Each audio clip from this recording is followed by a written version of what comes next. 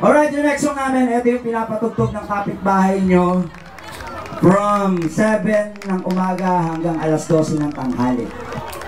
Tapos pag pinatay ng kapitbahay nyo, patutugtugin ng nanay nyo o ng tatay nyo ng alauna ng hapon hanggang alas 7 ng gabi.